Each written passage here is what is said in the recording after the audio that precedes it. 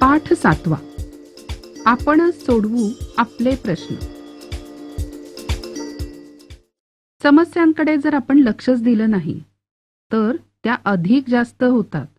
म्हणून वेळच्या वेळेला समस्या सोडवायला पाहिजेत.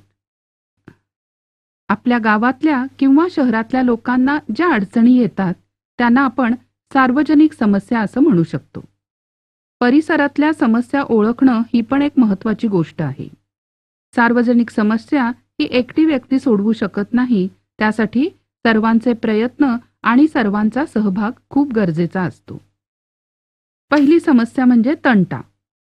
आपल्या गावात किंवा शहरात वेगवेगळ्या कारणांमुळे तंटे होतात. सतत जर तंटे होत राहिले तर गावाचं स्वास्थ्य बिघडतं. एकोपा राहत नाही. प्रगती थांबते. तंट्याचं स्वरूप जर गंभीर नसेल तर एकमेकांशी बोलून ते सोडवता येतात. आणि तंटा जर गंभीर झाला तर तंटा निवारणासाठी असणाऱ्या संस्थेची किंवा कधीकधी न्यायालयाची सुद्धा मदत घ्यावी लागते. अशा तऱ्हेने आपण तंटा निवारण करू शकतो. समस्या निवारण. अहमदनगर जिल्ह्यामध्ये हिवरे बाजार हे एक लहानसं गाव आहे. या गावामध्ये पाण्याची समस्या खूप जास्त होती. पण गावातल्या लोकांनी एकमेकांच्या सहकार्याने ही समस्या सोडवली आणि आज हिवरे बाजार या गावाचा परिसर हिरवागर्द आहे. दुसरं उदाहरण, उस्मानाबाद जिल्ह्यामध्ये खुदावाडी या गावातल्या लोकांनी श्रमदानातून ग्रामसफाई केली.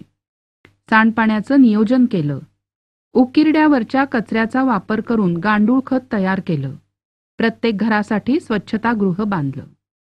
म्हणजे आपल्या समस्या ह्या आपल्याला सगळ्यांना मिळून सोडवता येतातच.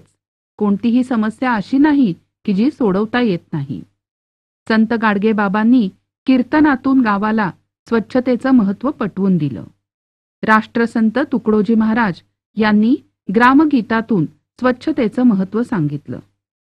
शांततेच्या मार्गाने प्रश्न सुटतात हे तुम्हाला माहिती आहे.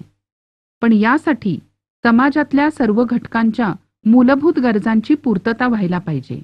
अशी जर पूर्तता झाली, प्रत्येकाला सुरक्षा मिळाली, पुरेसं अन्न मिळालं, विषमता कमी झाली तर मग प्रत्येकजण शांत होईल आणि मगच आपल्याला त्याचा प्रत्यक्षात वापर करता येईल.